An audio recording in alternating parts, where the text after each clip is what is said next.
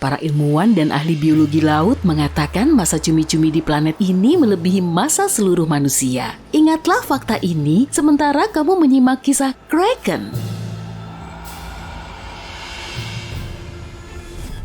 Gak ada yang tahu persis seperti apa rupa monster laut raksasa ini. Tapi menurut cerita para nelayan zaman dulu di kedai-kedai minuman, catatan para pelancong dan legenda, Kraken berbentuk menyerupai cumi-cumi raksasa. Kalau benar demikian, ia memiliki sifat anatomi dan fungsi reproduksi cumi-cumi.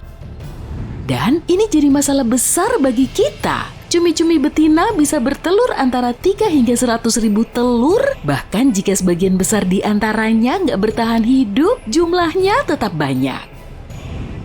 Banyak dari makhluk-makhluk ini hidup di kedalaman lautan yang gelap dan belum sepenuhnya terjamah oleh manusia. Namun tampaknya kita akan segera mengetahui lebih banyak tentang cumi-cumi. Metabolisme makhluk ini semakin cepat akibat peningkatan suhu air dan ini menyebabkan peningkatan populasi. Para ilmuwan menyebut cumi-cumi sebagai gulma laut karena perkembangbiakannya yang cepat. Mereka berpotensi melebihi populasi semua ikan dan mamalia. Bisa saja jumlah mereka akan semakin banyak sehingga nggak ada cukup makanan lagi di dasar laut. Mereka akan mulai bermigrasi lebih dekat ke permukaan, baik itu cumi-cumi kecil maupun cumi-cumi raksasa yang mengerikan.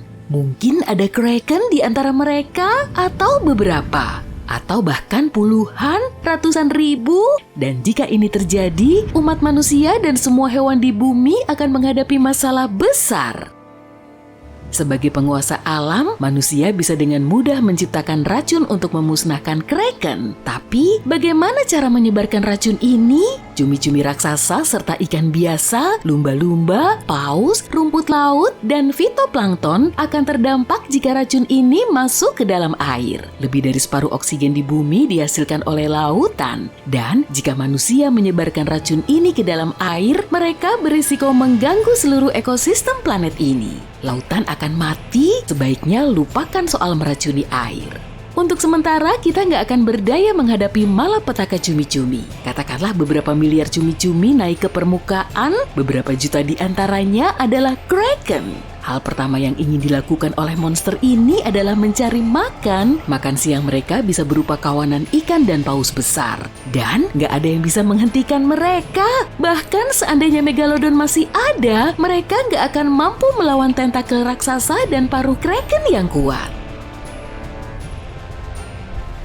Populasi ikan di lautan sudah menurun, ini berarti orang-orang nggak bisa memancing lagi. Kita bisa menangkap ikan di danau, sungai, dan laut, tapi itu tidak cukup. Seafood menjadi sangat mahal di seluruh dunia, tangki ikan berisi ikan mas menjadi sebuah kemewahan. Tentunya manusia belajar menangkap cumi-cumi raksasa yang memecahkan masalah kelaparan di beberapa daerah. Profesi penangkap cumi-cumi menjadi sangat bergengsi di seluruh dunia. Penangkapan semacam ini berbahaya dan butuh banyak kekuatan dan keberanian. Masalah kedua adalah perjalanan laut. Setiap hari, orang-orang mengangkat jutaan ton kargo melintasi lautan. Bisnis dan ekonomi besar di banyak negara bisa berjalan berkat transportasi semacam itu.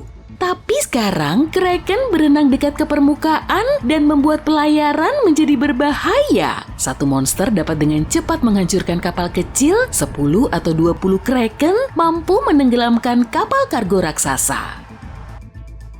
Hal ini menyebabkan berkurangnya rantai logistik, komunikasi antar benua kini dilakukan melalui udara. Jumlah penerbangan bertambah, harga tiket pesawat meningkat, bepergian menjadi terlalu mahal. Akibatnya jumlah turis di beberapa negara berkurang yang mengganggu perekonomian mereka. Ada lebih banyak Kraken dan lebih sedikit makanan. Bersantai di pantai juga menjadi berbahaya. Cumi-cumi raksasa yang agresif dan lapar bisa naik ke pantai untuk menangkap para pengunjung yang sedang berjemur. Semua pantai dipagari, berenang dilarang. Tentu saja ilmuwan menciptakan beberapa hal untuk melawan cumi-cumi ini. Contohnya, hambatan suara. Setiap kapal kini dilengkapi perangkat yang melepaskan gelombang ultrasonik kuat ke dalam air. Alat ini membuat ikan-ikan takut dan membuka jalan bagi kapal. Pada awalnya, cara ini membantu, tapi kemudian Kraken nggak lagi takut. Ultrasound hanya membuat mereka marah. Mereka menerkam kapal dan merusak hambatan suara. Hal lain yang membuat mereka takut adalah sinar matahari. Selama jutaan tahun, kraken hidup di dasar laut yang gelap. Mata mereka terbiasa dengan kegelapan, jadi mereka takut dengan cahaya yang terang. Saat cuaca cerah, kapal-kapal bergerak bebas, tapi begitu matahari terbenam atau tertutup awan, monster laut keluar dari kedalaman. Hal ini nggak banyak membantu karena nggak mungkin untuk berlayar melintasi lautan hanya dalam satu hari yang cerah. Selain itu nggak ada jaminan kamu tidak akan terjebak dalam badai saat matahari tertutup awan. Itulah alasan orang-orang menciptakan lampu sorot yang kuat. Mereka mengarahkan sinarnya ke kepala monster dan mengusirnya ke kedalaman yang gelap. Proyektor semacam itu mahal karena membutuhkan banyak energi. Hanya beberapa kapal yang mampu membeli perangkat semacam itu. Dan sementara manusia mencari cara yang lebih efektif untuk melawan kraken, cumi-cumi terus berkembang biak dan ini menjadi solusi untuk masalah tersebut. Lautan kehabisan ikan, makanan nggak tersedia di darat. Seperti ular yang melahap ekornya, cumi-cumi mulai saling menyerang, air pun berbuih dan tentakel cumi-cumi saling mencengkram satu sama lain. Kraken yang besar mengalahkan monster-monster yang lebih kecil, populasi mereka pun menyusut. Beberapa cumi-cumi raksasa seukuran menara Eiffel masih bertahan hidup setelah pertempuran yang panjang. Dan ketika pertarungan selesai, cumi-cumi kecil ikut ambil bagian. Miliaran cumi-cumi menyerang kraken raksasa. Mereka bagai lalat yang menempel di semua sisi. Monster raksasa tidak bisa melawan mereka. Bagus, masalah pelayaran teratasi. Kapal-kapal besar bisa berlayar, tapi masih berbahaya bagi manusia untuk berenang di laut karena monster-monster kecil itu masih lapar. Rantai logistik telah pulih, tapi ikan masih langka di lautan. Cumi-cumi seperti parasit nggak mengizinkan makhluk lain mendominasi. Dan di sini, para ilmuwan datang untuk membantu ikan.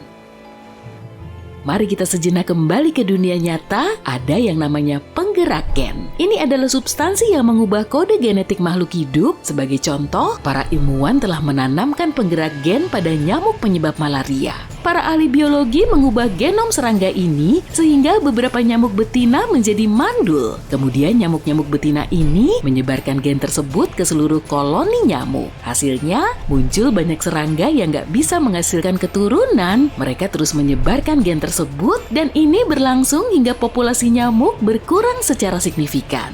Penggerak gen merupakan cara yang murah untuk membasmi spesies serangga atau hewan pengerat yang mengganggu. Dengan demikian, para ilmuwan bisa mengendalikan populasi seluruh spesies. Tapi tindakan seperti ini bisa berbahaya jika ada hewan yang lenyap. Hal ini dapat mengganggu seluruh ekosistem dan menyebabkan punahnya hewan lain. Dalam kasus nyamuk, nggak terlalu dirugikan. Jadi para ilmuwan menggunakan penggerak gen untuk melawan cumi-cumi.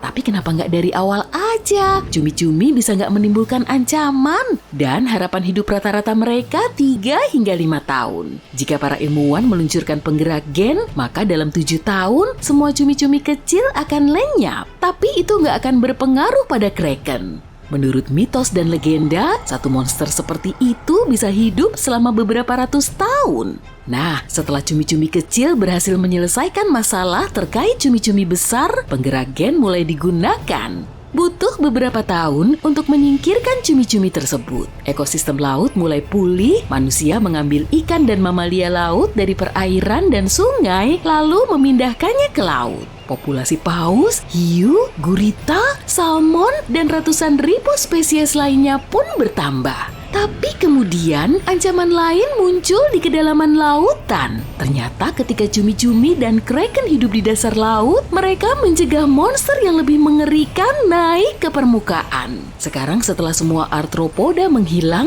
monster-monster baru muncul ke permukaan. Pertama, gempa bumi laut dimulai. Lalu para ilmuwan menyadari bukan dasar laut yang berguncang, melainkan punggung kepiting raksasa. Ratusan ribu monster bertempurung dan bercapit muncul ke permukaan dan kali ini mereka bisa naik ke daratan.